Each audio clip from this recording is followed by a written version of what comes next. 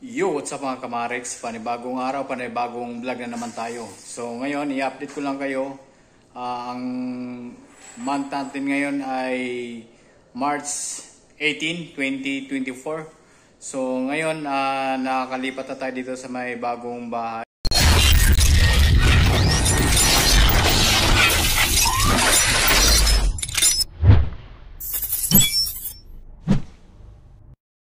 Lumipat tayo kahapon, so hindi tayo nakapag-vlog kasi busy tayo sa pag-ayos dito sa loob ng bahay.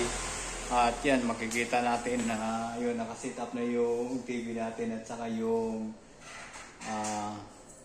speaker natin. Saka yung mga painting pala natin sa wall na ikabitan natin, ayan. So mayroon din dito sa may bandang likuran natin. Ayan, so ayan, may sofa rin tayo, ayan.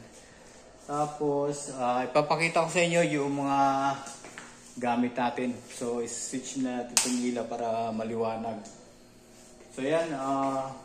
May mga alak tayo. Saka, ipakita ko pala sa inyo yung painting sana na iregalo natin kay John Igor.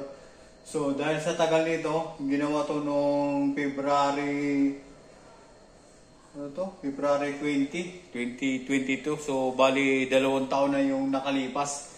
Hindi natin naibigay. Tapos, naka-ano lang to siya, nakatambak lang to.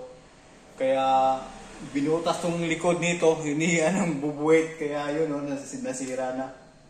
So, dinisplay na natin yun para may display tayo sa loob ng bahay. So, ito yung dining area natin. Ayan. Yung rep na yan, binibenta na yan. Kumbaga, kami rin yung bumili niyan. Tapos, ayan, magamit natin, Dito muna nilagay kasi walang lagayan. So, ito yung, tutuan ng French fries. Saka, microwave. Ayan, may microwave tayo. Tapos, turbo. Pwede tayong turbo dyan. Saka, oven toaster. Tapos papakita ko rin sa inyo yung loob ng CR. Ayan. Ito yung loob ng CR. So yung ilaw niya nandun sa dulo. Tapos ito yung shower room. Saka yun naman yung inidoro. Tapos switch na natin yung ilaw dito, Ayan, para maliwanag. Okay, so ito naman yung lutuan natin. So, yun, nagkabili na tayo ng lagay ng plato, saka lababo. Ayan, saka yung kalan. Yan, bagong-bago yan. Meron din washing machine dyan. Tapos dito naman yung yung labahan. Yan, ito. Dito naman yung labahan, Yan. So may space pa rito.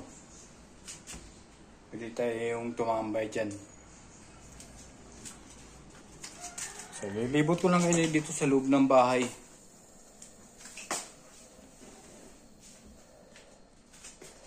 Okay.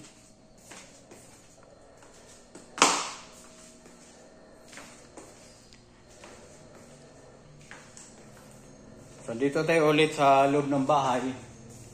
Ayan, makikita nyo yung mga painting natin nakasabit na, mga maliliit nga lang siya.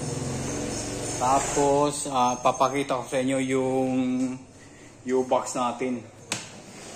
Ito yung U-box ng motor natin.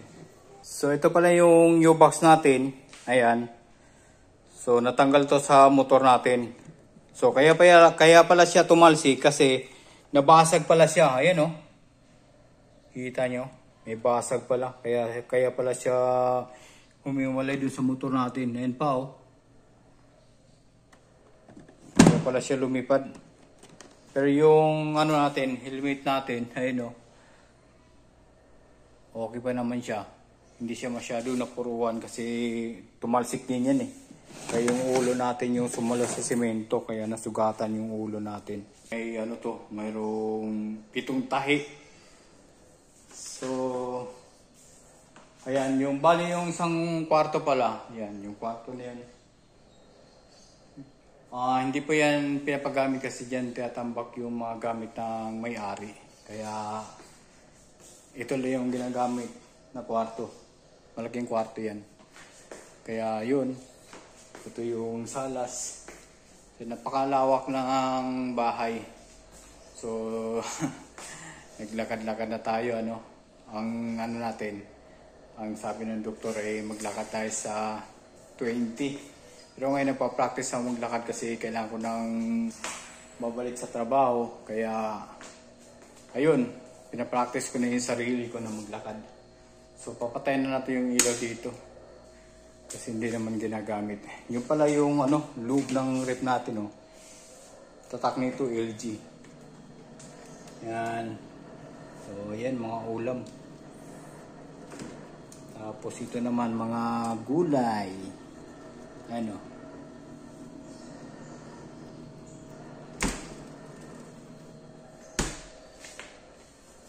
So ito pala yung yung gamot na iniinom ko. Bali 2 piraso na lang yan.